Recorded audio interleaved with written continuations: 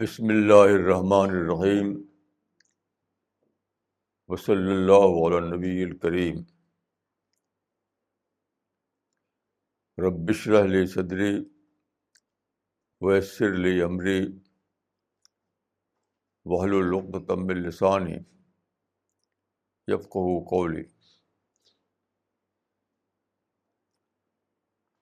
آج کا ٹاپک ہے معرفت، یعنی ریئلائزیشن آف گاڈ، اللہ کی دریافت۔ اپنے بارے میں عرض کروں گا کہ میرا سبجیکٹ پوری زندگی میں یہی رہا ہے۔ بالکل نوجوانی کی عمر سے میں معرفت کی تلاش میں رہا ہوں۔ جب میں نوجوانی کی عمر میں تھا اس وقت بیتابی کے عالم میں، اعظم گڑھ میں، میری زبان سے یہ الفاظ نکلے تھے: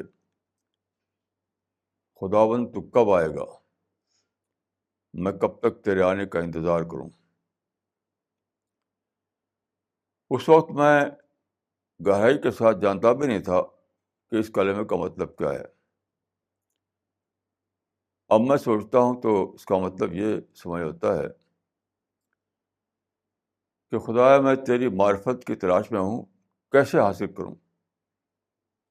کیا طریقہ ہے تیری معرفت کو حاصل کرنے کا؟ تو بہت دنوں کی تلاش کے بعد آخر کار میں سمجھ میں آیا کہ معرفت کا طریقہ ہے آرٹ آف کنورژن۔ اس دنیا میں جو کچھ ہے سب کچھ کنورژن کا فنامنا ہے۔ میٹر کنورٹ ہوتا ہے تو سورج اور چاند اور ستارہ بنتا ہے، میٹر کنورٹ ہوتا ہے تو وہ درخت بن جاتا ہے، میٹر کنورٹ ہوتا ہے تو وہ انسان بن جاتا ہے۔ یعنی پوری جو تاریخ تخلیق ہے وہ اسی پر بیس کرتی ہے، کنورژن پر۔ تو معرفت کو حاصل کرنے کا طریقہ بھی یہی ہے۔ You have to learn the art of conversion, اور کوئی دوسرا طریقہ نہیں۔ دیکھیے، قرآن کو آپ غور کریں تو دو لفظ ملیں گے آپ کو بہت ہی امپورٹنٹ اس سلسلے میں: تدبر اور تبسم۔ تدبر کیا ہے اور تبسم کیا ہے؟ تدبر کا مطلب ہے لٹرل میننگ کو ڈیپ میننگ میں کنورٹ کرنا، اسی کا نام ہے تدبر۔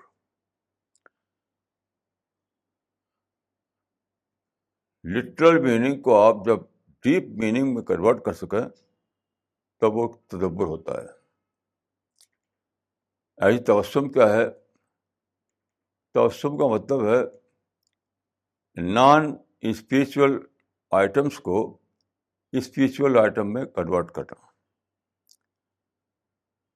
تو جب آپ ایسا کر پائیں کہ لٹرل میننگ کو کنورٹ کر پائیں ڈیپ میننگ میں، اور نان اسپریچول آئٹم کو کنورٹ کر پائیں اسپریچول آئٹم میں، تب آپ معرفت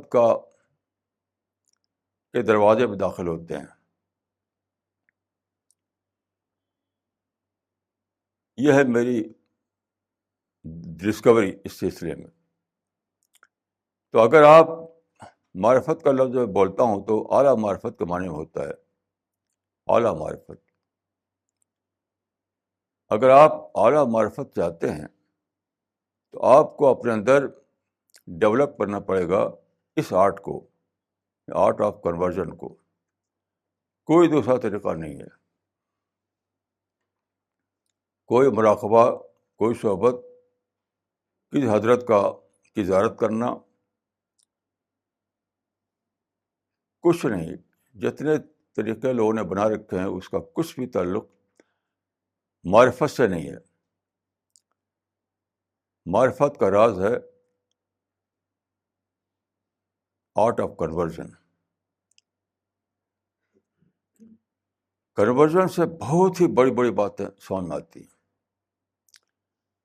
ایک سمپل مثال میں نے آپ کو دی تھی پچھلے میں کہ گلاس کا پانی جو ہے، میں نے عرض کیا تھا کہ گلاس کا پانی الٹ گیا. میں نے اٹھایا تو سلپ کر گیا، الٹ گیا، تو سارا پانی گر گیا زمین میں. تو میں سوچنے لگا کہ سمندروں میں جو پانی جمع ہے وہ بھی تو ایک بہت بڑے گلاس میں ہے، گویا کہ وہ ہر وقت الٹتا رہتا ہے کیونکہ زمین گھوم رہی ہے. تو اگر یہاں سمندر اس وقت یہاں ہے تو گھوم کر پھر یہاں آ جائے گا، نیچے اوپر نیچے ہوتا رہتا ہے. تو بار بار سمندروں کا پانی جو ہے الٹی طرف چلا جاتا ہے. تو اگر پانی گر پڑے اور اسپیس میں بکھر جائے تو ہم آپ کی زندگی ختم، کیونکہ آپ جانتے ہیں کہ زندگی کا انحصار پانی پر ہے.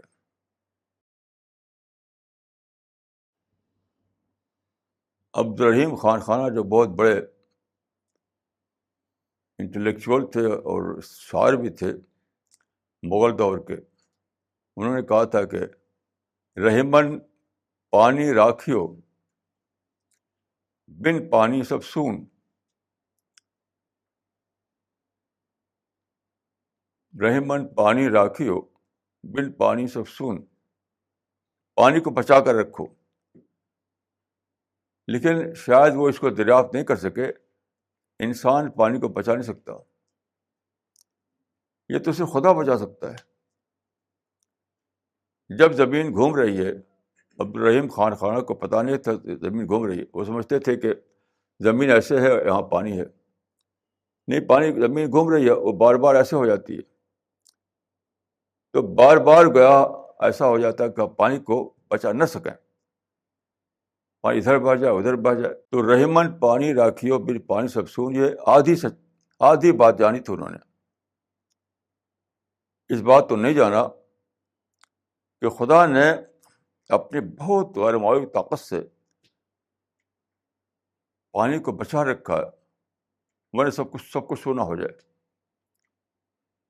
تو یہ ہے آرٹ آف کنورژن. تو جب تک آپ آرٹ آف کنورژن نہیں اپنے اندر ڈیولپ کریں گے تب تک آپ کو معرفت کا ٹیسٹ نہیں آئے گا. اور جن لوگوں کو معرفت ٹیسٹ نہ آیا ہو اس دنیا میں، وہی وہ لوگ ہیں جو آخرت میں اندھے اٹھائے جائیں گے. تو کیسی عجیب محرومی ہے، کیسی عجیب محرومی ہے. آج میں اپنے جو میرے یہاں جو اسپیچول ٹری ہے اس کے سامنے کھڑا تھا تو ایک عجیب چیز سمجھ میں آئی کہ اگر ایک بہت زبردست کتاب لکھی جائے ہارٹی کلچر پر کہ درخت کیسے تیار کیا جاتا ہے، تو اس میں سوائل کو کیسے بنایا جائے، پانی کا انتظام کیسے کیا جائے، بیج اچھا کون سا ہوتا ہے، اس سارے جو ڈیٹیلز ہیں ہارٹی کلچر کی، فن باغبانی کی، وہ اس کتاب میں موجود ہوں،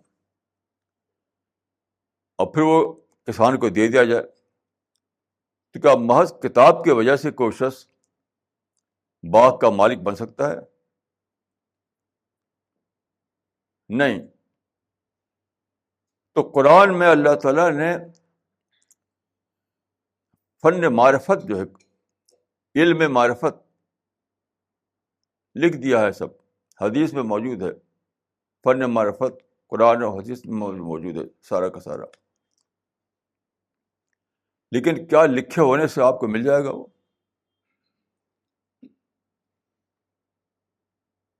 تو قرآن میں ہے کہ یضل بہ کثیرا و یہدی بہ کثیرا. اسی سیم قرآن سے کچھ لوگوں کو ہدایت ملتی ہے, کچھ لوگوں کو گمراہی ملتی ہے. گمراہی کس کو ملے گی؟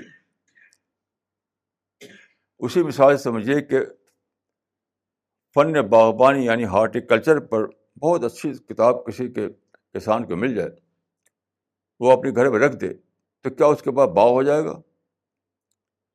باغ نہیں ہوگا. باغ کا طریقہ یہ ہے کہ اس کتاب کو پڑھے, اس کے فن کو سیکھے, اور سارا جو اس کے اندر بتایا گیا میتھڈ اس کو دہرائے, اور انتظار بھی کرے. 10-20 سال لگ جاتے ہیں باغ تیار ہونے میں, تب وہ باغ کا مالک بنے گا.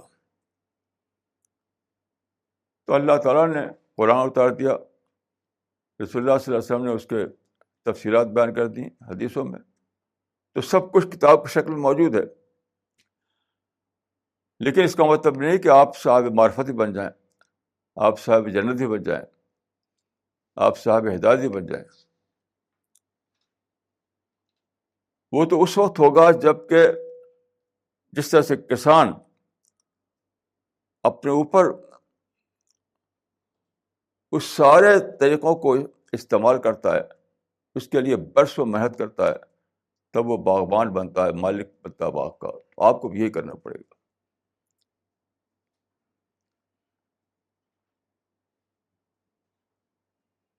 اور کوئی دوسرا طریقہ اس کا نہیں ہے.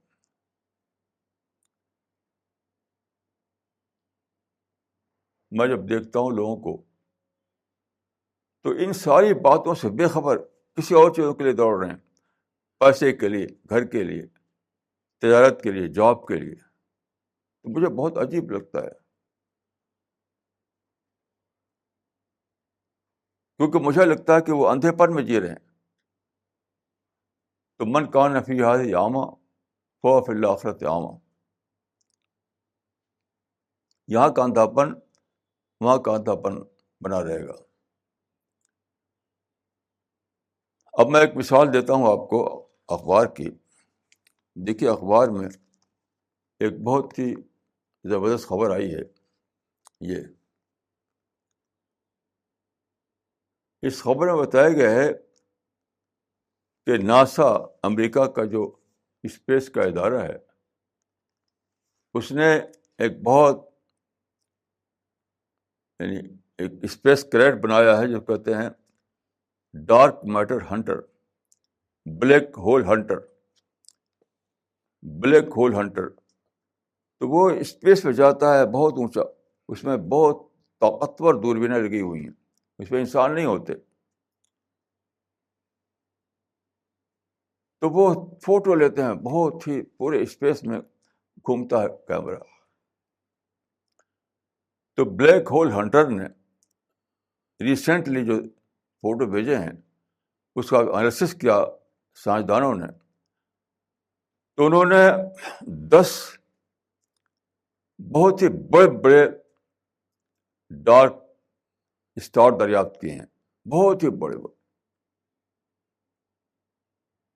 اور یہ کتنی دور ہم سے ہیں؟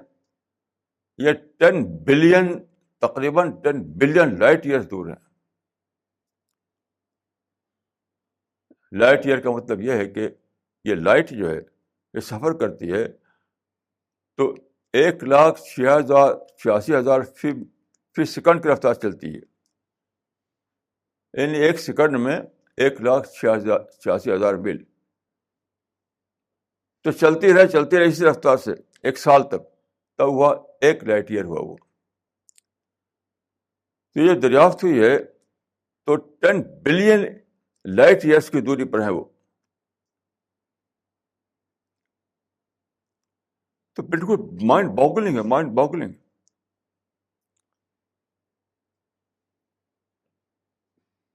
اس کو سوچتے ہوئے اللہ کی قدرت کتنی زیادہ ہے, کو ہم تصور میں لے آ سکتے کتنی قدرت اللہ کی ذات ہے. جس خدا نے اس کائنات کو بنایا ہے وہ کتنا عظیم ہے, کتنا بڑا ہے, اس کا ایک تصور اس میں آتا ہے. اتنی بڑی کائنات بنائی ہے کہ جو ابھی تک دریافت ہوئی تھی گلیکسیز کی, ستاروں کی, وہی بہت زیادہ تھی. اب نیا جو دریافت ہوا ہے نیا کہ 10 billion black holes, dark stars, جو اتنی دوری پہ ہیں کہ 10 بلین یعنی 20 ہے لائٹ ایئرس کی دوری پر. تو کتنا کتنی یعنی کتنا اللہ تعالیٰ کی قدرت کتنی زیادہ. اس کو سوچتے ہوئے پھر مجھے ایک بہت عجیب غریب بات یاد آئی، ذہن میں آئی، بہت ہی عجیب غریب. دیکھیے ایک حدیث ہے، رسول اللہ صلی اللہ علیہ وسلم نے فرمایا کہ انا سید ولد آدم یوم القیامہ ولواء الحمد بیدی یوم القیامہ. آپ فرمایا کہ حمد کا جھنڈا میرے ہاتھ میں ہوگا قیامت کے دن. تو لوگ اس کو سمجھتے ہیں مسٹیریس. حمد کا جھنڈا رسول اللہ کے ہاتھ میں ہوگا، اس کو مسٹیریس سمجھتے ہیں. مسٹیریس یہ ایک سائنٹیفک فیکٹ ہے یہ، اور معرفت کا سمندر اس کے اندر ہے. دیکھیے لاؤ الحمد کوئی پراسرار چیز نہیں ہے. اس کو آپ اس طرح سمجھیے کہ جو علم اللہ کی قدرت کا جو علم ہے، اللہ کی قدرت کو سمجھنے کا جو علم ہے، وہ ہر مستور تھا، چھپا ہوا تھا. اس کے بعد سائنس نے اس کو دریافت کرنا شروع کیا. یہ سائنس کیسے وجود میں آئی؟ رسول اللہ سے پہلے دنیا میں غلبہ تھا شرک کا. شرک کا مطلب تھا نیچر ورشپ، نیچر کو پوجنا. تو نیچر کو پوجنا یہ جو کلچر تھا دنیا میں، وہی رکاوٹ بنا ہوا تھا کہ سائنس کا ظہور نہیں ہوا. جس چیز کو آپ آبجیکٹ آف ورشپ بنا ہوئے ہوں، وہی چیز آپ کے لیے آبجیکٹ آف ایکسپلوریشن نہیں ہو سکتی. یعنی پوجیں گے تو اس کی تحقیق نہیں کریں گے آپ. تو رسول اللہ کے ذریعے، یعنی رسول اور صحابہ رسول کے ذریعے جو بہت بڑا انقلاب آیا تاریخ میں، اس نے شرک کا غلبہ ختم کر دیا، یعنی نیچر ورشپ کا غلبہ ختم کر دیا. تب ایک نیا پروسیس شروع ہوا، ایک نیا پروسیس. اسی پروسیس کلمنیشن ہے ماڈرن سائنس. نیچر ورشپس کے دور سے نکل کر دنیا آئی نیچر کے ایکسپلوریشن کے زمانے میں.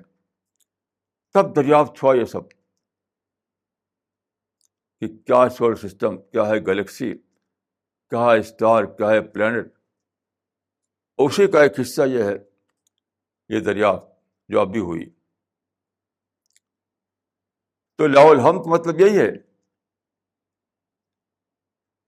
اللہ تعالیٰ نے رسول اللہ کے ذریعے تاریخ میں وہ عمل جاری کیا، وہ پروسیس، جس پروسیس کے ذریعے سے انفولڈ ہوئی، اس سے انفولڈ ہوئی. لوگوں کو معلوم نہیں تھا اللہ کی قدرت کے جو مظاہر دنیا میں تھے، جو کلمات اللہ تھے، جو علاء اللہ تھے، وہ انسان اس سے بے خبر تھا. یعنی آپ یہ تو کہتے تھے کہ الحمدللہ رب العالمین، لیکن ہم جو کر رہے ہیں تو اس کے جو بڑے بڑے آئٹم ہے اس سے بے خبر تھے آپ. جیسے آپ کہتے تھے اللہ اکبر اللہ اکبر نمازوں میں روزانہ کئی سو بار، لیکن اللہ اتنا بڑا ہے یہ تو سائنس کے زمانے میں معلوم ہوا. اتنا زیادہ عظیم ہے، اتنا بڑا ہے خدا کہ اس کو آپ اس کی دوری کو، اس کی تخلیق کی دوری کو، اس کے مخلوقات کی دوری کو ہم عام اس میں گن نہیں سکتے. لائٹ ایئرس میں گننا پڑتا ہے. تو رسول اللہ کے ذریعے سے دروازہ کھلا اس دریافت کا. رسول اللہ کے ذریعے سے شرک کو ختم کر کے، نیچر ورشپ کو ختم کر کے نیچر کی ڈسکوری کا دور شروع ہوا. اور پھر وہ ایک پروسیس کے روپ میں چلتے چلتے اس کا کلمنیشن ہوا یورپ میں جا کر کے. یہ مطلب ہے کہ لاؤ الحمد میرے ہاتھ میں ہوگا، ہم کا جھنڈا میرے ہاتھ میں ہوگا. یعنی اللہ نے رسول اللہ صلی اللہ علیہ وسلم کے ذریعے سے دنیا میں اس دور کو پیدا کیا جس دور میں انسان اللہ کی عظمت کو سمجھ سکے، اللہ کی حمد کو سمجھ سکے، اللہ کی کبریائی کو سمجھ سکے۔ پھر یہ سوچتے ہیں کہ ایک بہت عجیب بات میرے ذہن میں آئی۔ دیکھیے قرآن میں سورہ الفتح ہے نمبر 48، اس کی آیت ہے نمبر 29۔ الفتح، سورہ الفتح میں محمد الرسول اللہ والذین معہ،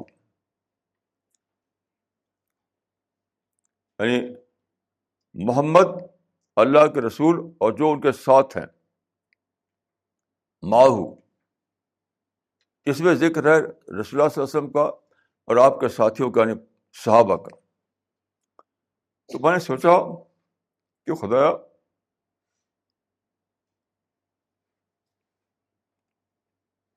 یہ معیت رسول ہے، معیت رسول کیا انہیں 1,24,000 لوگوں کے لیے خاص تھی؟ اس کے بعد یہ دروازہ بند ہے۔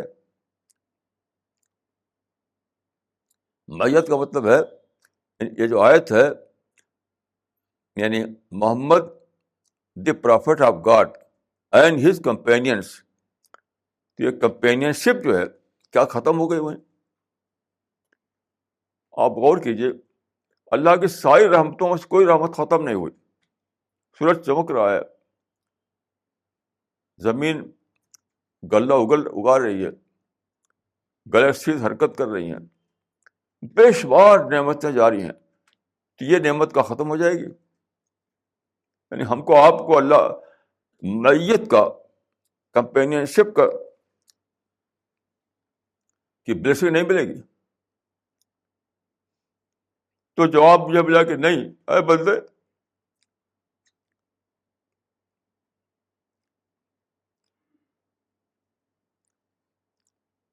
دوسری تمام رحمتوں کی طرح یہ بھی رحمت عام ہے، دوسری رحمتوں کی طرح یہ بھی رحمت عام ہے۔ وہ کیسے؟ آپ غور کیجئے کہ رسول اللہ کے ذریعے سے ہم کا دروازہ کھلا، اللہ کی کبریائی، اللہ کی عظمت کو جاننے والی سائنس وجود میں آئی ایک لمبے پروسیس کے بعد۔ اب وہ انفولڈ ہو رہی ہے، آئے دن خبریں آتی ہیں۔ دکھا وہ رسول اللہ کے ہاتھ میں ہم تو جھنڈا ہوگا، وہ وقتی چیز نہیں ہے، وہ چل رہا ہے، تاریخ میں چل رہا ہے، وہ یعنی ہم کا ایک سیلاب ہے، چل رہا ہے، انفولڈ ہو رہا ہے۔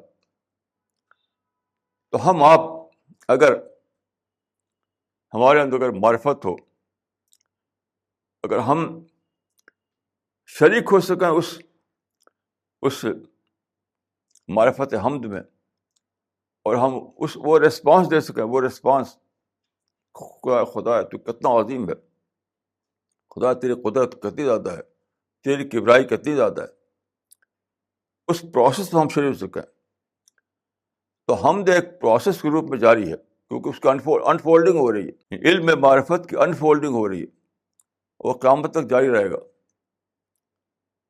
کیونکہ قرآن میں ہے کہ اللہ کے کلمات اتنے زیادہ ہیں کہ تمام سمندر انک بنا دیا جائے اور تمام درخت قلم بنا دیا جائے، تب بھی کلمات ختم نہیں ہوں گے۔ تو اللہ کی جو حمد ہے وہ ختم نہیں ہو گئی، وہ کچھ لمیٹڈ چیز نہیں ہے، وہ جاری ہے، جاری ہے، جاری ہے، وہ ابد تک جاری رہے گی، ابد تک۔ تو ہم آپ جو اللہ کا بندہ اس بات کو دریافت کرے، جو اس سطح کی حمد کا اظہار کر سکے، اللہ کے لیے اس درجے کا اکنالجمنٹ پیش کر سکے، اس درجے کا اعتراف پیش کر سکے، تو وہ اس پروسیس میں شامل ہو جائے گا، ہم کے پروسیس میں شامل ہو جائے گا۔ تو معیت مل گئی اس کو، تو اس کو معیت کی بلیسنگ حاصل ہو گئی اس کو۔ تو رسول اللہ کے ساتھ تھے صحابہ، اور صحابہ نے رسول اللہ کے ساتھ مل کر کے ایک انقلاب برپا کیا، جس سے ایک پروسیس جاری ہوا ہسٹری میں. وہ پروسیس کلمنیشن تھا ماڈرن سائنس، اور جو ابھی جاری ہے وہ ختم نہیں ہوئی، وہ قیامت تک جاری رہے گی. تو یہ جو انفولڈنگ ہو رہی ہے علم کی، وہ اس لیے ہو رہی ہے کہ آپ اس کو جانیں، اس کو جانیں اور اللہ کی عظمت کا اعتراف کریں، اللہ کی کبریائی، اللہ کی عظمت، اللہ کی گریٹنس کو دریافت کریں.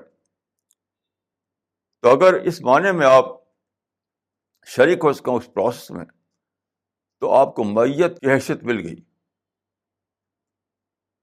تو کتنی عجیب غریب چیز ہے یہ سب چیزیں حاصل ہوتی ہیں وہی اس آرٹ آف کنورژن کے ذریعے، اسی کے ذریعے سے.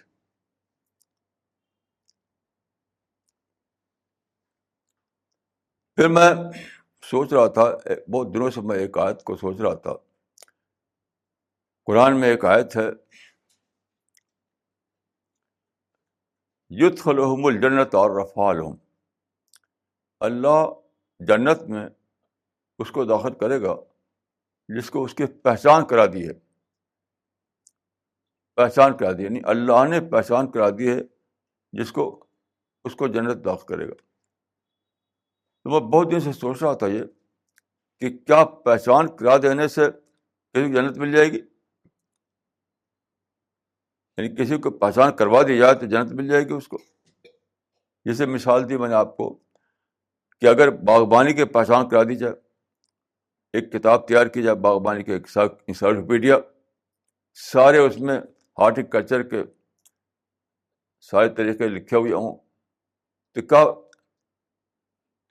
ایسی کتاب کے وجود میں آنے سے یا باغبانی کی پہچان کرا دینے سے کوئی کسان باغبان بن جائے گا؟ کسی کے پاس باغ ہو جائے گی؟ نہیں ہو سکتا. تو پہچان کرا دینا اللہ کی طرف سے، لیکن پہچاننے والا بننا انسان کی طرف سے. یعنی جنت کی پہچان کرا دینا یہ اللہ کی طرف سے، لیکن پہچاننے والا بننا تو آپ کی طرف سے ہوگا، وہ آپ کی طرف سے ہوگا. تو اس کی میں ایک مثال دیتا ہوں آپ کو، پہچاننے والا کیا چیز ہوتا ہے. دیکھیے ایک حدیث ہے، یہ بخاری میں یہ حدیث،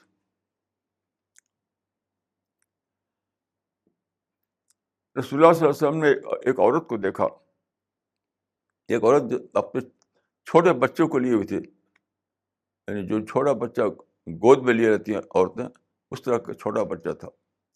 وہ گود میں لی ہوئی تھی ایک اپنے بچے کو. ظاہر ہے کہ بہت ہی پیار کے ساتھ عورتیں لیے رہتی ہیں ایسے بچے کو. تو رسول اللہ نے پوچھا صحابہ سے کہ یہ عورت کیا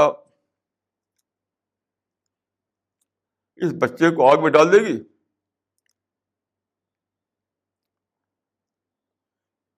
کیا یہ عورت اس بچے کو آگ میں ڈال دے گی؟ صحابہ نے کہا کہ نہیں.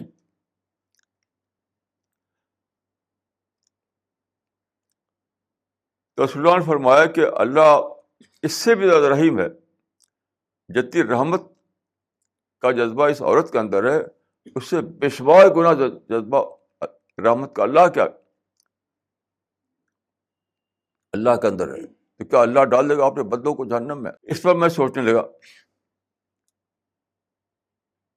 تو اس مثال کو میں نے سوچا کہ وہ عورت کیوں نہیں ڈالے گی؟ اس لیے وہ اپنے جگر کا ٹکڑا سمجھتی ہے اس کو، اپنے وجود کا حصہ سمجھتی ہے اس کو. اس کے پیٹ سے نکلا ہوا بچہ ہے، اس سے اس کے قدر زبردست اس کے دل میں ہے.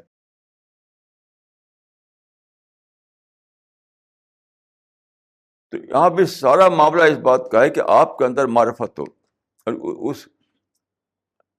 اس عورت کے اندر جو معرفت ہے اپنے بچے کے بارے میں، وہ معرفت کو روکے کہ وہ اس کو آگ میں نہ ڈالے.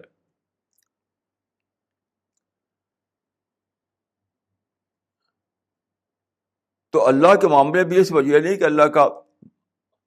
اللہ رحیم ہے تو بس سب کو ایک طرف سے وہ کر دے گا جاؤ جنت میں. ایسا نہیں ہو سکتا. رحیم ہونے کا مطلب یہ نہیں کہ سب کو ایک طرف جنت ڈال دے.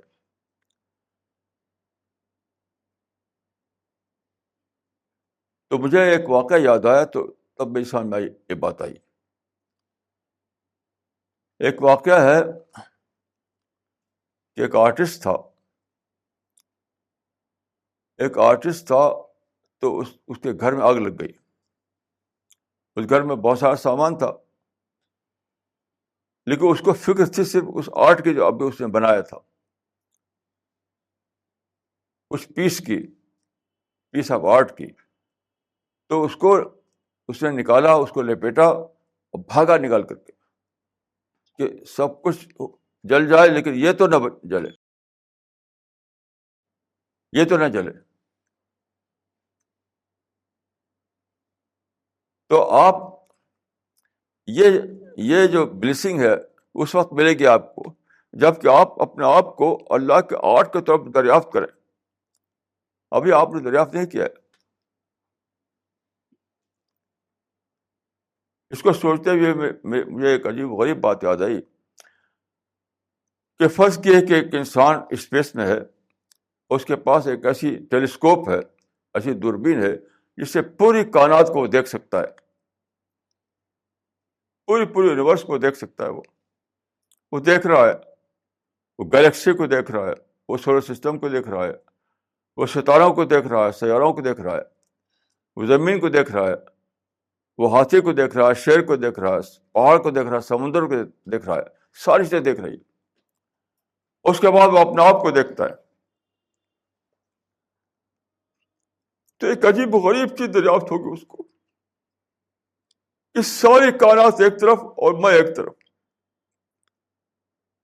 میرے جیسا کوئی نہیں کائنات میں کسی کے پاس میرے ساتھ دماغ نہیں، میرے ایسی آنکھ نہیں، میرے ایسا کان نہیں.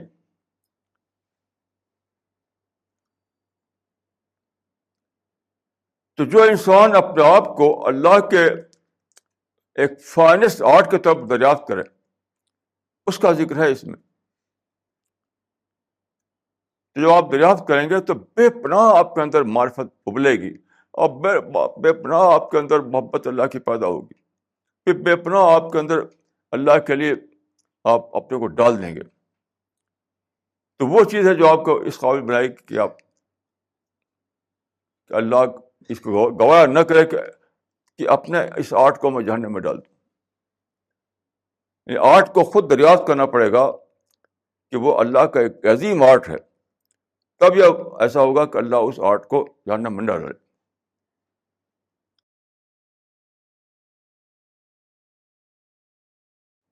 تو یہ ہے تبسم، یہ ہے تدبر، یہ ہے کنورژن، اور یہ ہے معرفت کا سب سے بڑا ذریعہ. معرفت اس طرح نہیں آ سکتی کہ آپ قرآن کی تلاوت کر لیں، کسی بزرگ کی صحبت میں بیٹھ جائیں، آپ کسی کی زیارت کر لیں، آپ حج یا عمرہ کر کے وہاں پر جا کر کے مخصوص مقامات پر دعا کا الفاظ پڑھ دیں. اس طرح معرفت نہیں ملے گی. معرفت ایک اعلیٰ انٹلیکچوئل ایکسرسائز ہے، بہت ہی اعلیٰ درجے کی انٹلیکچوئل لیول پہ ایک پروسیس چلتا ہے، اس کے نتیجے معرفت حاصل ہوتی ہے. اور یاد رکھیے اس دنیا میں معرفت سے بڑی کوئی چیز نہیں، سب سے بڑی چیز ہے معرفت.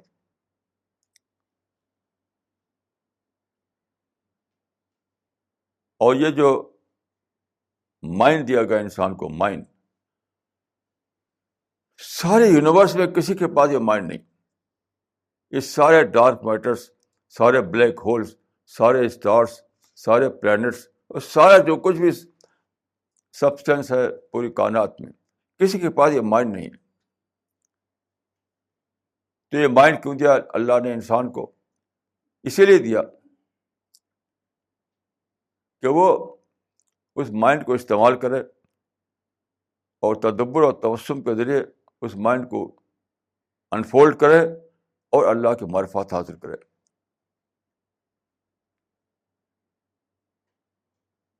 پھر ان باتوں کو سوچتے ہوئے میں قرآن کی کچھ آیتیں مجھے یاد آئیں مثلاً دیکھیے قرآن میں ہے کہ لقد خلقنا الانسان فی احسن تقویم ثم رددناہ اسفل السافلین. یعنی اللہ نے پیدا کیا انسان کو بہترین مخلوق کے طور پر، احسن تقویم. کئی جگہ یہ بات آئی ہے قرآن مجید میں کہ اللہ نے پیدا کیا انسان کو ایک بہت اعلیٰ مخلوق کے طور پر، اعلیٰ مخلوق کے طور پر. تو پھر وہ اس کے بعد یہ کیوں ہے کہ اس کو ڈال دیا کھڈ میں؟ یعنی اعلیٰ مخلوق کے طور پر پیدا کیا، ڈال دیا کھڈ میں. یہ کیا چیز ہے؟ اس پر غور کرتے ہوئے ایک بہت عجیب بات میری سامنے آئی کہ پوری تاریخ میں، اور خود میرا بھی یہ تجربہ ہے کہ انسان کو اس دنیا میں کبھی فلفلمنٹ نہیں ملتا. میں بھی ایک انسان ہوں. انسان کے روپ میں جو تجربہ کیا میں نے لمبی عمر میں، وہ یہ ہے کہ انسان کو کبھی بھی اس دنیا میں فلفلمنٹ نہیں ملتا، سیٹسفیکشن نہیں ملتا. نہ کسی بادشاہ کو ملا، نہ کسی پیسے والے کو ملا، نہ کسی پاور والے کسی کو دنیا میں ملا نہیں. تو اس کا وجہ کیا ہے؟ اس کی وجہ یہ ہے، ان صورتوں پر غور کرتے ہوئے میرے سامنے آیا کہ انسان کی جو تخلیق ہے اس کے دو حصے ہیں. ایک ہے یہ وجود، اور دوسرا ہے اس وجود کا ہیبیٹٹ. ہیبیٹٹ ہمارے قبضے میں نہیں ہے.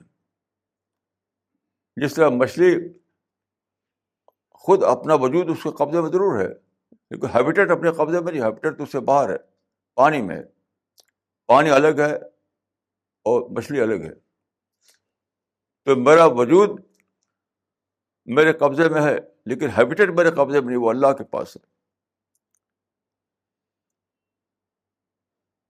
تو جو آدمی اس کو دریافت کرے، جو میں کہ الا الذین آمنوا وعملوا الصالحات، جو آدمی اس کو دریافت کرے کہ اللہ نے ایک ایسی مخلوق بنائی کہ وجود تو اس کے اختیار میں تھا، ہیبیٹٹ اس کے اختیار میں نہیں تھا جہاں اس کو فلفلمنٹ ملے، اس کو دریافت کرے گا تو دریافت سادہ نہیں ہوگی، یہ سینہ پھٹ جائے گا.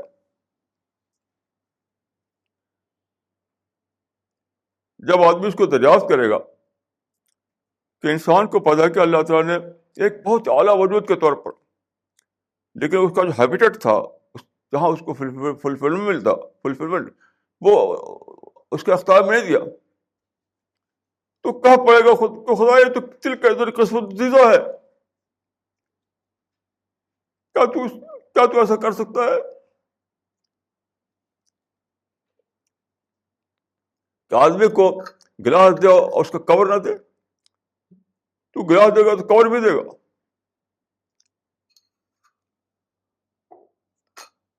آدھی چیز دے، آدھی چیز نہ دے، کیا تو ایسا کر سکتا ہے؟ یعنی آپ اس کو دریافت کریں گے تو آپ کے اندر وہ صلاحیت آئے گی کہ اسم اعظم کے ساتھ دعا کرنا. یہی اسم اعظم کے ساتھ دعا کرنا یہی ہے کہ بہت بڑا پوائنٹ آف ریفرنس جب مل جائے آپ کو، جس کی کوئی بہت ہی بڑا پوائنٹ آف ریفرنس جس کے حوالے سے آپ اللہ کو پکارے، تو وہی اسم اعظم ہے. کوئی بہت ہی بڑا پوائنٹ آف ریفرنس جو آپ دریافت کرتے ہیں، اس دریافت کے حوالے جب پکارتے ہیں اللہ کو، وہ ہوتا ہے اسم اعظم کے ساتھ پکارنا. تو جب اس کو آپ دریافت کریں کہ خدایا مجھ کو تو نے پیدا کیا احسن تقویم کے ساتھ، اور ساری کائنات میرے جہاں کو وجود نہیں، اس طرح پیدا کیا، لیکن میرا ہیبیٹٹ تو میرے ساتھ نہیں. مجھے قدرت نہیں ہے کہ میں اپنے ہیبیٹٹ میں رہوں. جیسے مچھلی کو قدرت نہیں ہے کہ وہ اپنے پانی میں رہے. مچھلی الگ ہے، پانی الگ ہے. تو خدا ہے کیا اس کو افورڈ کر سکتا ہے ایک بندے کو پانی کی طرف مچھلی کی طرف تڑپنے کے لیے چھوڑ دے اور پانی اس کو نہ ملے؟ خدا تیری رحمت کیا تیری رحمت اس کو گوارا کر سکتی ہے؟ جب آپ اس طرح سے دریافت کریں گے اپنے آپ کو تو خدا کی رحمت جوش میں آ جائے گی. یہ مطلب ہے اس سورہ کا. والتین والزیتون وطور سینین وہذا البلد الامین لقد خلقنا الانسان فی احسن تقویم ثم رددناه اسفل السافلین الا الذین آمنوا وعملوا الصالحات فلهم اجر غیر ممنون فما کذبک بعد بالدین الیس اللہ باحکم الحاکمین. جو احکم الحاکمین جو ہے بہت بامانہ لفظ ہے. احکم الحاکمین یعنی آپ نے دریافت کیا اپنے آپ کو احسن تقویم کے طور پر. پھر آپ نے دریافت کیا کہ میں تو اسفل سافلین پڑا ہوا ہوں, یعنی اپنے ہیبیٹیٹ سے باہر پڑا ہوا ہوں. پھر آپ نے پکارا اللہ کو کہ خدا تیری رحمت کیا اس کو گوارا کر سکتی ہے. تو فرمایا کہ اللہ حکم الحاکمین ہے. جو آدمی اس طرح پکارے گا تو اللہ تعالیٰ اس کو وہ بلیسنگ دے دے گا.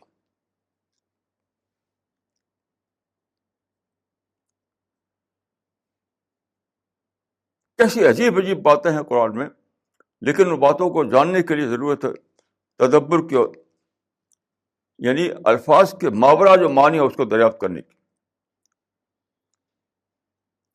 لٹرل میننگ کو ڈیپ میننگ میں کنورٹ کرنا کہ آرٹ آپ سیکھ لیں گے تب آپ قرآن کو سمجھیں گے, تب آپ کو اعلیٰ معرفت کا درجہ حاصل ہوگا.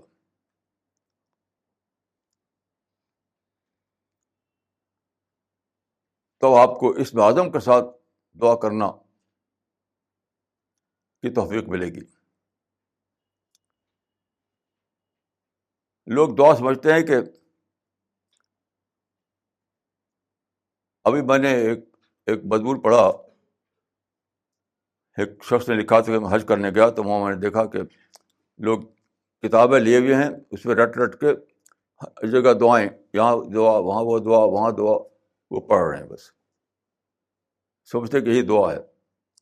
مختلف مقامات پر مختلف الفاظ جا کے دہرا دے, یہ دعا ہے. دعا سے پہلے خداوند عالم اعظم کو دریافت کرنا پڑتا ہے. آپ غور کیجیے, کسی سے آپ جا رہے ہیں مانگنے کے لیے بڑی رقم, اس سے پہلے آپ کو دریافت کرنا پڑے گا کہ ایک ولدی آدمی وہ ایک ہے. آپ کو پیسے کی ضرورت ہے, اب کہیں سے مانگنے جا رہے ہیں وہ پیسہ, تو اس سے پہلے آپ یہ دریافت کرتے ہیں کہ وہ آدمی ایک ولدی آدمی ہے, سخی آدمی ہے, وہ مجھے دے سکتا ہے پیسہ. تو دعا سے پہلے آپ کو اللہ کی دریافت کرنی پڑے گی. اللہ کی دریافت ہی نہیں, خشک الفاظ دہرا رہے ہیں. آپ یہ دریافت کریں کہ اللہ میرا خالق ہے, وہ میرا مالک ہے, وہ قیوم السماوات والارض ہے, اس کی قدرت بے پناہ ہے, اس کی کبریائی بے پناہ ہے. آپ کا تدبر آئے, تبسم آئے, یہ ساری صفتیں جب آ جائیں تب وہ دعا نکلتی ہے آپ کی زبان سے. جیسے پہلے آپ بیلدی آدمی کو دریافت کرتے ہیں, پھر اس سے پیسہ مانگنے جاتے ہیں, تو پہلے آپ اللہ کو دریافت کریں گے تب دعا ہے. کسی نے اللہ کو دریافت ہی نہیں کیا تو خشک الفاظ دہرانے سے کیا فائدہ.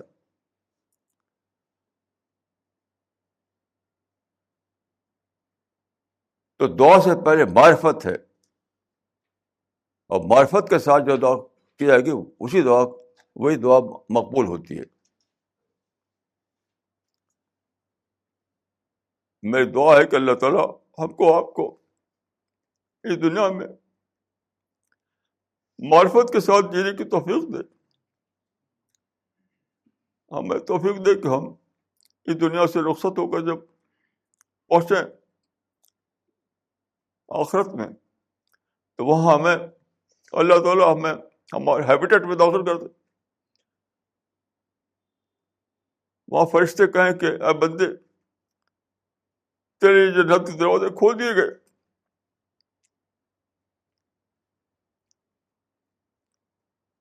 یہی وہ تمنا ہے جو ہر مومن کے اندر ہونا چاہیے.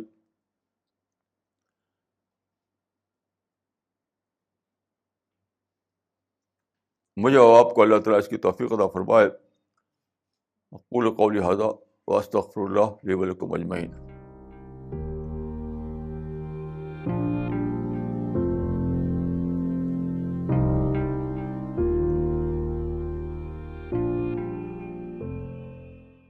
مولانا یہ سوال تمل ناڈو سے آیا ہے، مولانا اقبال عمری کا. انہوں نے ایک حدیث کا حوالہ دیا ہے مولانا، جو اس طرح ہے: لا تفکروا فی اللہ تفکروا فی لیلہ. مولانا اس حدیث کا مطلب کیا ہے؟ کیا اس کے یہ معنی ہو سکتے ہیں کہ اسپریچول کو میٹر میں کنورٹ مت کرو، میٹر کو اسپریچول میں کنورٹ کرنا جانو؟ اس کے بارے میں بتائیں. نہیں، میرے خیال سے وہ جو بات میں نے کہی تھی وہ الگ بات ہے، یہ حدیث میں الگ بات ہے. حدیث کے الفاظ یہ ہیں: لا توکل فی اللہ ولیکن تفکر فی آلاء اللہ. یعنی اللہ کی ذات میں غور نہ کرو، بلکہ اللہ کے جو کریشن ہے، جو اس کے کمالات ہیں، اس میں غور کرو. تو اس کا مطلب دیکھیے یہ ہے،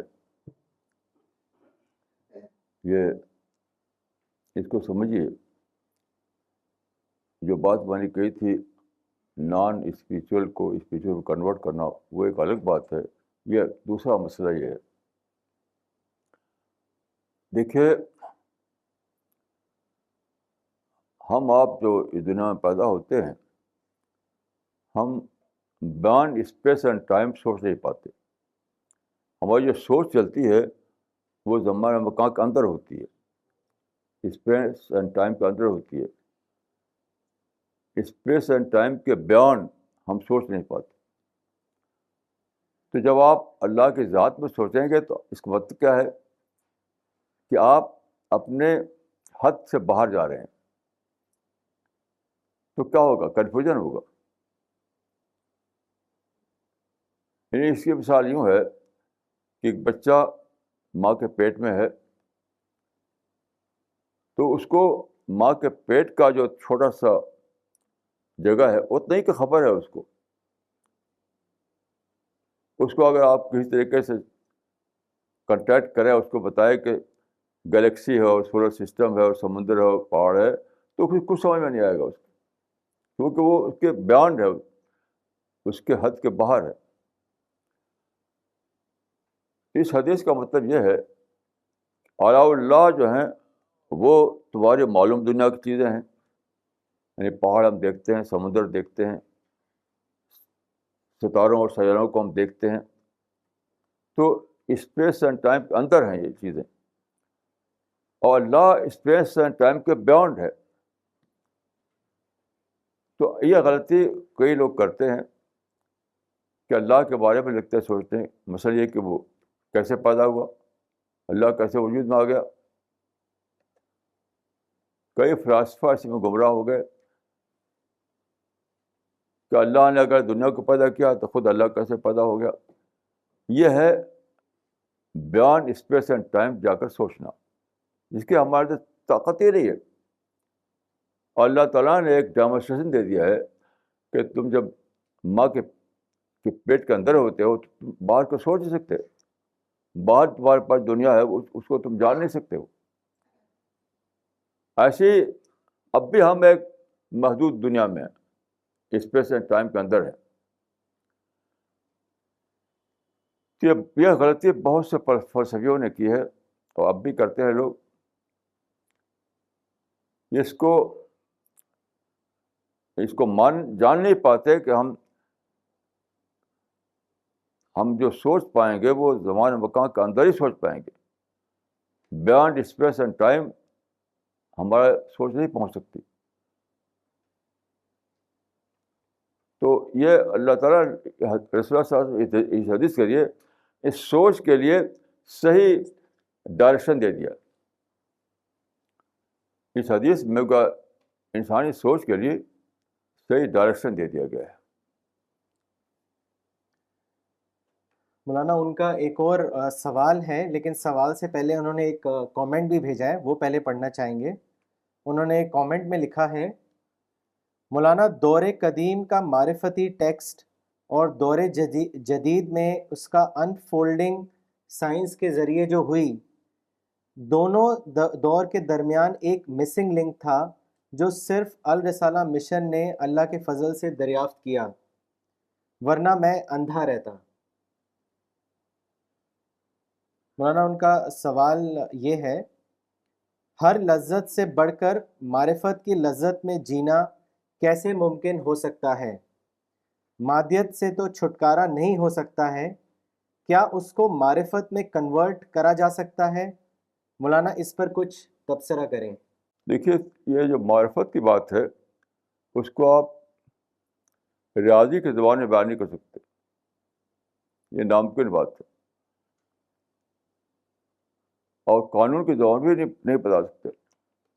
ہمارے مدارس میں جو دین پڑھایا جاتا ہے وہ دین نہیں پڑھایا جاتا، وہ دین کی فنیات پڑھائی جاتی ہیں، دین کی فنیات۔ یاد رکھیے، فنیات کا جو فریم ورک ہے اس میں اگر آپ جی رہے ہیں تو آپ معرفت کو نہیں سمجھ سکتے۔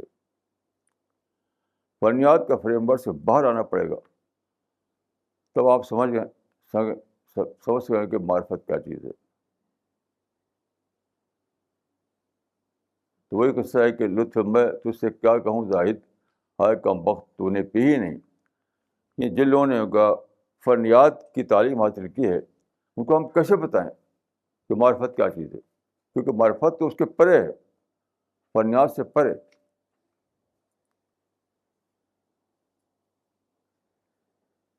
مولانا اگلا سوال دلی سے ہے، مس نغمہ صدیقی کا۔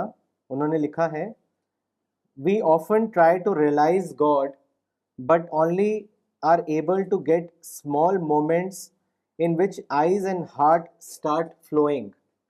How can we realize God more often? دیکھیے، یہی بات کہی تھی ایک صحابی نے رسول اللہ صلی اللہ علیہ وسلم سے، ان کا نام تھا حنظلہ۔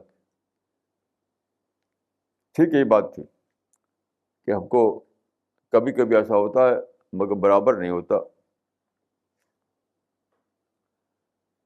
تو رسول اللہ نے فرمایا تھا کہ احیاناً یا حنظلہ، اے حنظلہ، یہ چیز کچھ وقت ہی کے لیے ہوتی ہے، مسلسل نہیں ہوتی، کیونکہ مسلسل اگر ہوتی انسان زندہ نہ رہ سکے۔ یاد رکھیے، اللہ کی رحمت ہے کہ مسلسل بن جاتا کسی کو، پھر انسان پاگل ہو جائے گا، انسان زندہ نہیں رہ سکے گا۔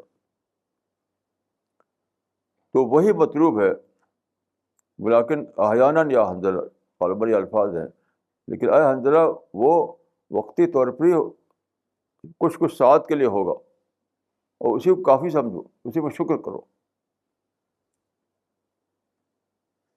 اس حدیث کو آپ پڑھیں، اس کو مطالعہ کریں، وہ بہت اس چیز کا بہت اچھا جواب ہے اس حدیث میں۔ مولانا اگلا سوال دلی سے ہے، عبد الرحمان صاحب کا۔ انہوں نے لکھا ہے، مولانا صاحب، will those who get punishment in this world for their wrongdoings be also punished in the hereafter for the same?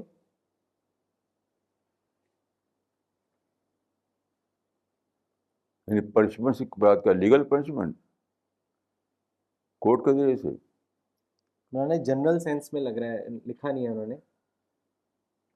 بات دیکھیے، اگر اس سے مراد لیگل پنشمنٹ ہے جو کورٹ کے ذریعے ہوتی ہے تو وہ الگ چیز ہے، اس سے آخرت کی پنشمنٹ ساقط نہیں ہوتی، وہ الگ چیز ہے، وہ الگ چیز ہے۔ لیگل پنشمنٹ تو سوشل ہارمونی کو مینٹین کرنے کے لیے ہوتی ہے، یعنی سوسائٹی میں امن رہے، سوسائٹی میں خلل واقع نہ ہو، تو سوسائٹی کو ایک درجے کے امن باقی رہے، اس کے لیے ہوتی ہے لیگل پنشمنٹ۔ باقی جو آخرت کی پنشمنٹ ہے وہ اس سے بہت زیادہ آگے کا معاملہ ہے، اس کا معاملہ پوری کریشن سے ہے، انسان کے وجود سے ہے، انسان کی اللہ کی جو بلیسنگ ہے اس سے ہے۔ وہ صرف سوشل نوید کی چیز نہیں ہے وہ.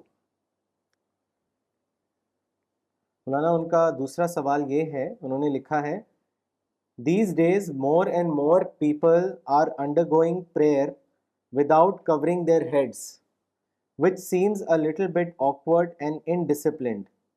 Please advise the stand of Islam in such matters.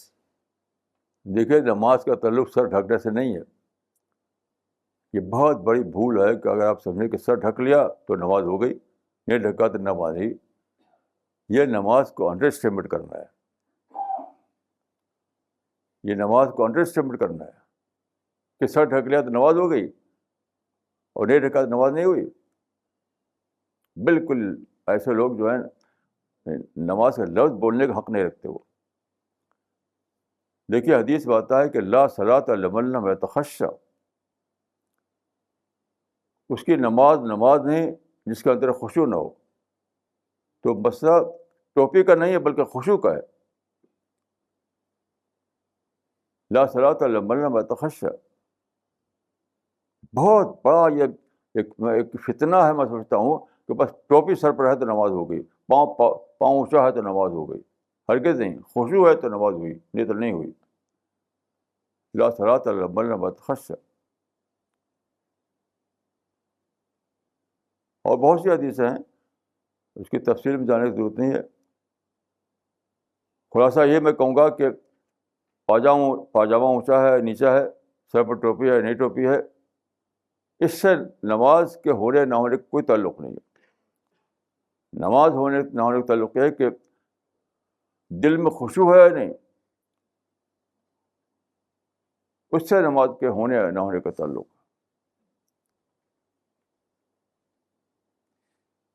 مولانا اگلا سوال اجمیر سے ہے، ڈاکٹر سفینہ تبسم کا. انہوں نے لکھا ہے The process of discovering of nature was initiated by Prophet Muhammad. Maulana Sahab, my question is that why Muslims are still unaware of this fact? بھائی مسلمان کی وکالت کرنا میرا کام نہیں ہے.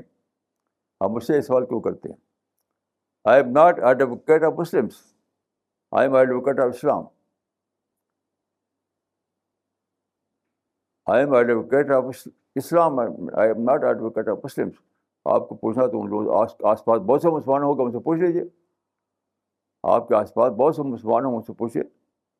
میں صرف وہ بتانے کے لیے یہاں آتا ہوں کہ اسلام میں کیا ہے، قرآن میں کیا ہے، حدیث میں کیا ہے، رسول اللہ کا طریقہ کیا تھا، صحابہ کا طریقہ کیا تھا. یہ مجھ سے پوچھیے. باقی پوچھنا ہو تو مسلمان آس پاس بہت ہے آپ کو، ان سے پوچھیے. مولانا اگلا سوال دلی سے ہے، کوثر علی صابری صاحب کا. انہوں نے لکھا ہے کیا اللہ کی رحیمی اور کریمی قیامت کے دن بھی ہوگی یا صرف دنیا میں ہے؟ اس کے بارے میں کہ سب سے بڑا ضرور تو قیامت میں ہوگا. دنیا میں تو بہت محدود ہوتا ہے. سب سے بڑی رحمت اللہ تعالیٰ کی ہے کسی کو جنت میں داخل کرے. وہ سب سے بڑا جو ظاہرہ ہوگا رحمت کا کہ کسی کے لیے جنت میں داخلہ. تو آپ سمجھتے ہیں کہ جنت میں داخلہ اس طرح ہوگا کہ ٹوپی سر پر رکھ لیا اور پاجامہ اونچا کر لیا یا داڑھی لمبی کر لی؟ وہ رحمت سے ہوگا، رحمت سے ہوگا. دیکھیے حدیث میں آتا ہے کہ رسول نے فرمایا کہ جنت میں داخلہ عمل سے نہیں ہوگا، رحمت سے ہوگا. اس کا مطلب نہیں کہ عمل نہ کیجیے، کہ تم کتنی زیادہ عمل کرو لیکن وہ جنت کی قیمت نہیں ہے. وہ جنت اس سے زیادہ قیمتی ہے کہ تمہارا کوئی عمل اس کی قیمت بنے. تو عائشہ نے پوچھا کہ آپ کا بھی ایسے معاملہ ہوگا؟ تو آپ نے فرمایا کہ ہاں آیا یا عائشہ الا ان یتغمدنا اللہ برحمت منہ وفضل، الا ان یتغمدنا اللہ برحمت منہ وفضل، یعنی اللہ مجھ کو اپنی رحمت سے ڈھانک لے. تو سب سے بڑا رحمت جو ہے اللہ تعالیٰ کی یہ وہ تو یہی ہے کہ ایک انسان کسی انسان کو اپنی رحمت سے وہ جنت میں داخلہ دے دے. سب سے بڑی رحمت یہی ہے کہ ابدی رحمت ہے. مولانا اگلا سوال احمد فواد صاحب نے کیا ہے دھامپور بجنور سے. انہوں نے لکھا ہے مولانا اللہ کے عصمت ذات و صفات کا ورد فرط محبت سے کرنا جیسا کہ اشغال صوفیہ میں ہوتا ہے، کیا ان اسما کی کچھ باطنی میننگ بھی ہے؟ مولانا امین احسن اصلاحی صاحب نے بھی تدبر میں عمالیت اور اس کے اثرات کا اثبات کیا ہے، اس کے بارے میں بتائیں۔ دیکھیے یہ سب باتوں کو میں بالکل بے اثر سمجھتا ہوں. میری رائے اگر آپ کو جاننا ہے تو میری کتاب پڑھیے آپ، کتاب معرفت. یہ جو طریقے چلے آ رہے ہیں ان طریقوں کو میں بالکل ہی بے اثر سمجھتا ہوں، بیس لیس. میری رائے اگر آپ جاننا ہے تو میری کتاب ہے کتاب معرفت، موٹی سی، اس کو پڑھیے، اس میں آپ کو معلوم ہو جائے گا. مولانا اگلا سوال مہتاب احمد صاحب نے کیا ہے دھامپور سے. انہوں نے لکھا ہے مولانا please guide us as to how we can know that whether we are getting close to Allah or not. دیکھیے یہ سوال کرنے کی بات نہیں ہے. کسی کو بھی یہ پتہ نہیں ہوتا کہ وہ اللہ سے قریب ہو رہا ہے یا دور ہو رہا ہے. اگر ایسا ہو جائے تو پھر معرفت کی حد آ جائے گی. اور پیغمبر کو ہی پتہ نہیں ہوتا ہے. آپ یہ سمجھیں کہ پیغمبر کو پتہ ہوتا ہے کہ وہ کتنا سفر طے ہوا، کتنا سفر باقی ہے. یہ بالکل ہی یہ سوچ غلط ہے، یہ سوچ غلط ہے. دیکھیے اللہ کا جو نظام ہے، جو تخلیقی نقشہ اللہ تعالیٰ کا ہے، اس کے مطابق اللہ کو مطلوب ہے کہ مسلسل طور پر آدمی انسرٹنٹی میں جیے، مسلسل طور پر انسرٹنٹی میں. تبھی تو انٹلیکچوئل پروسیس چلتا رہتا ہے. جتنی یہ ختم ہو جائے تو انٹلیکچوئل پروسیس رک جائے گا. انسرٹنٹی یہ پیغمبر کسی پہ رہتا ہے. میں آپ کو مثال دیتا ہوں، آپ کو شک نہ ہو. حدیث باقاعدہ موجود ہے کہ واللہ لا ادری، لوگ تو سمجھتے ہیں کہ رسول اللہ جو ہے تخت پر علامہ کے دائیں بائیں بیٹھے ہوئے ہیں. یہ سب بالکل بے اثر باتیں ہیں، بے حقیقت. رسول اللہ کی جو تصویر ہے اس حدیث میں دیکھیے، واللہ لا ادری واللہ لا ادری واللہ لا ادری وانا رسول اللہ ما یفعل بی ولا بکم. خدا کی قسم میں نہیں جانتا، خدا کی قسم میں نہیں جانتا، خدا کی قسم میں نہیں جانتا، اگرچہ میں اللہ کا رسول ہوں، کیا کیا جائے گا تمہارے ساتھ اور کیا کیا جائے گا میرے ساتھ. لا ادری ما یفعل بی ولا بکم، یہ آیت قرآن مجید کی ہے. لا ادری ما یفعل بی ولا بکم، تو قرآن میں بھی حدیث میں بھی ہے. تو یاد رکھیے اللہ کا جو تخلیقی نقشہ ہے وہ اس پر بیس کرتا ہے کہ انسان مسلسل طور پر انسرٹنٹی میں رہے. کیوں؟ اسی وقت انسان کا جو انٹلیکچوئل ڈیولپمنٹ جو ہے، اسپریچول ڈیولپمنٹ جو ہے، اس کا پروسیس جاری رہتا ہے. انہیں تو پاس رک جائے گا. جہاں رک جائے گا تو وہاں اسٹیگنیشن آ جائے گا. جہاں پروسیس رکا اسٹیگنیشن آیا.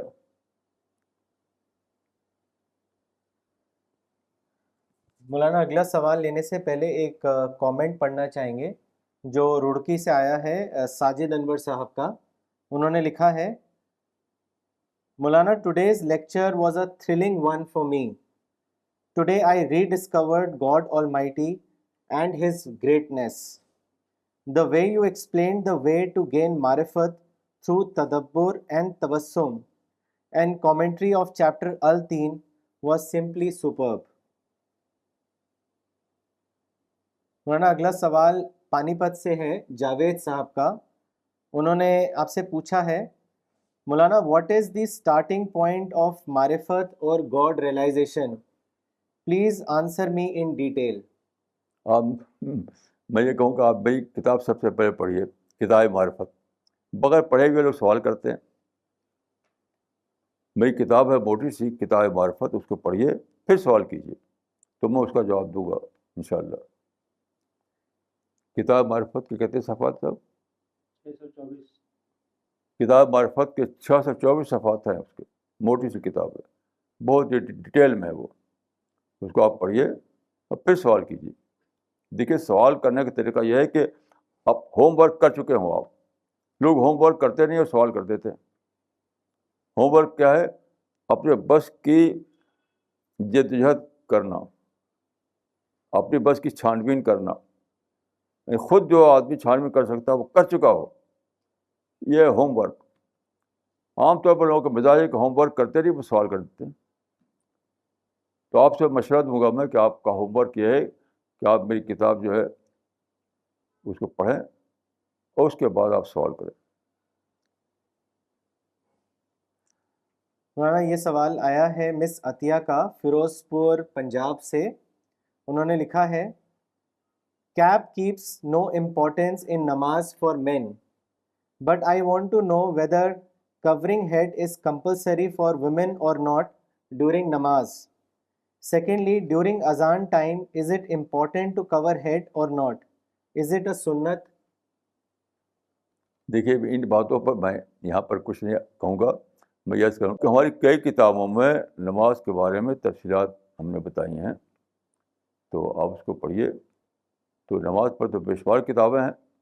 اگر آپ دوسروں کو جاننا چاہتے ہیں تو ان کی کتاب پڑھ لیجیے آپ، دوسروں کے خیالات کیا ہیں. جو میری اسٹڈی ہے، جو میری تحقیق ہے، جو میں نے قرآن سنت کے مطالعے سے پایا ہے، اس کو میں نے اپنی کتابوں میں لکھ دیا ہے.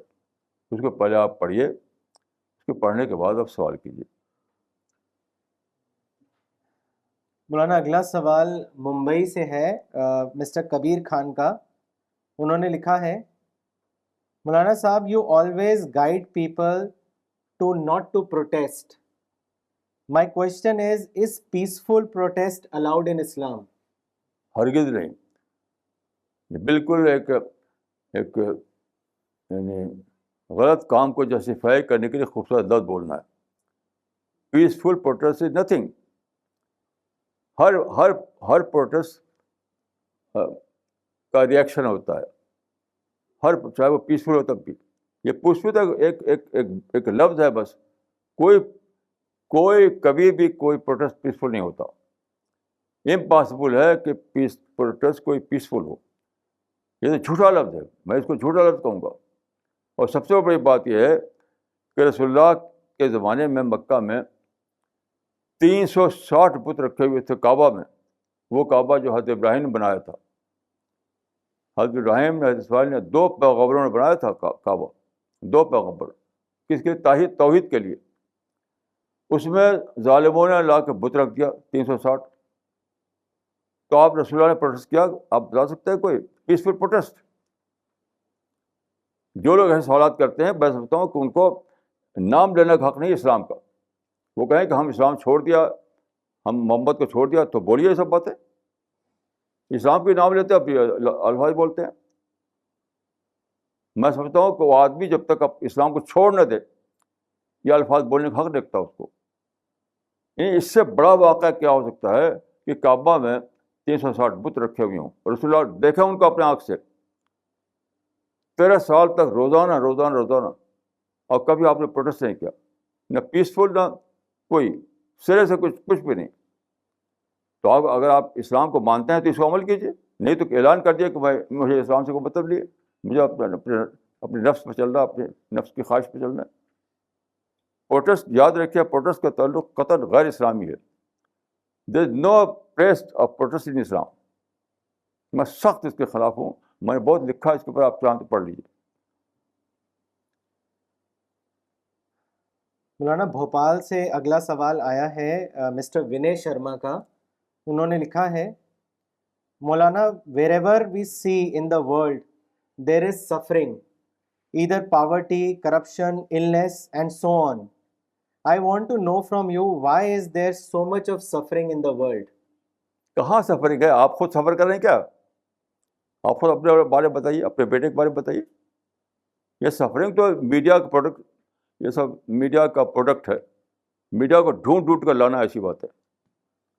ابھی سفرنگ کو لے کر پروٹیسٹ ہو رہا تھا وہاں پر مصر میں.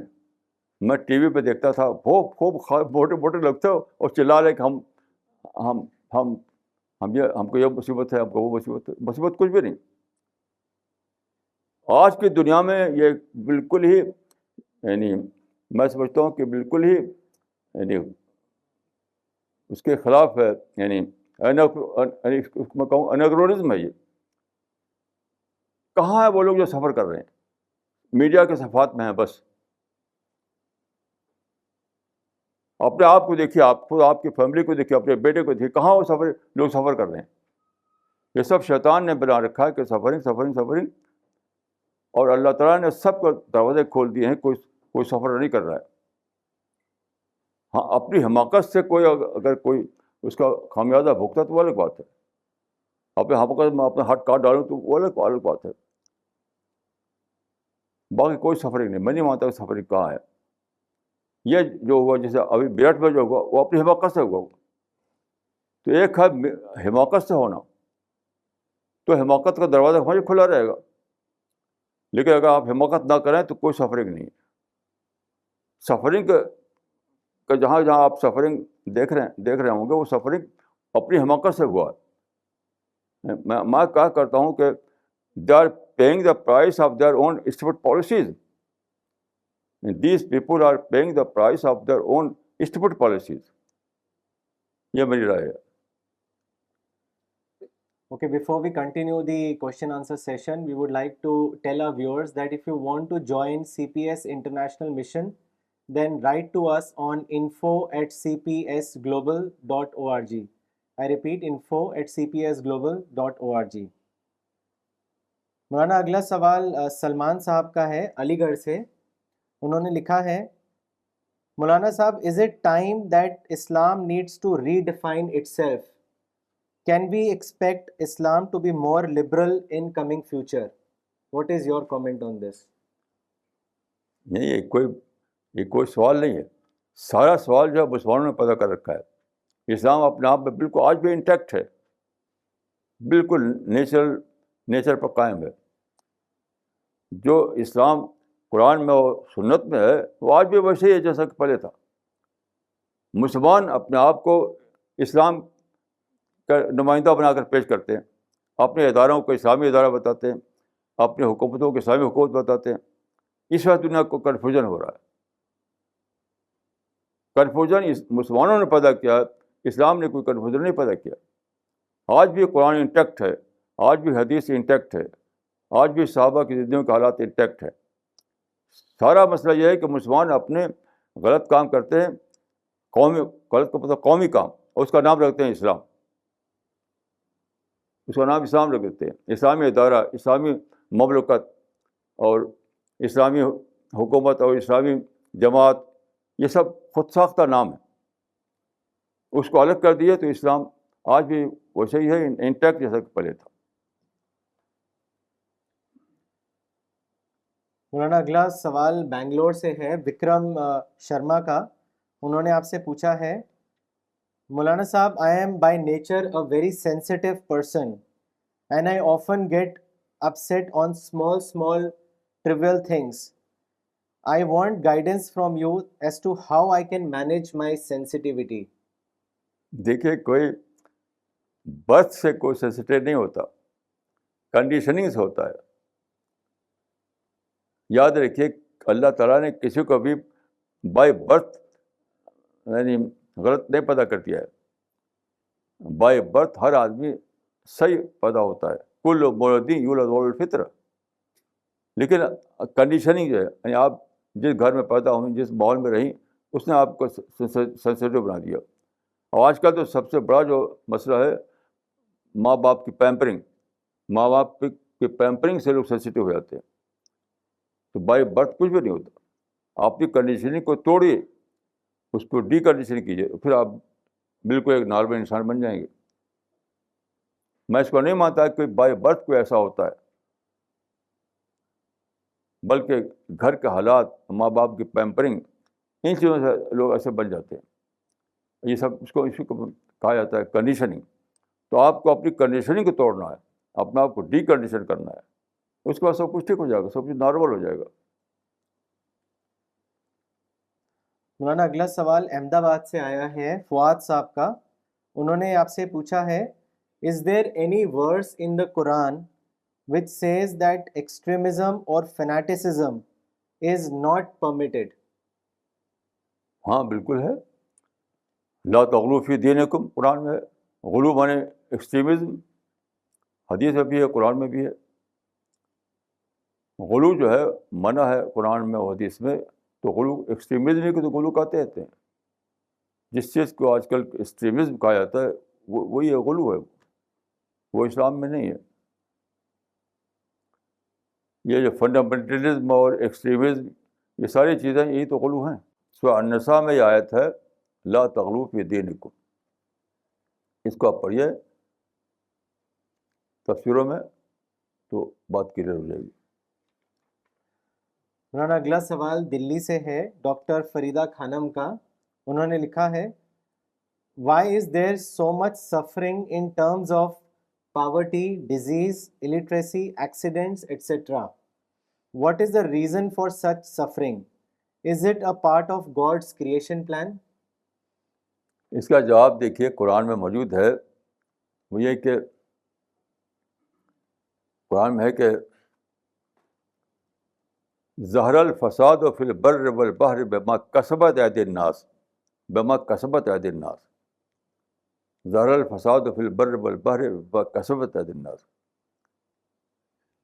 اور ایک اور آیت ہے لا تفسدوا فی الارض بعد اصلاحها. ان آیتوں کو پڑھنے کے بعد یہ سمجھ آتا ہے کہ اللہ نے یہ دنیا بنائی ہے وہ بالکل ٹھیک ٹھاک بنائی ہے، یعنی اصلاح پر قائم کیا اس کو.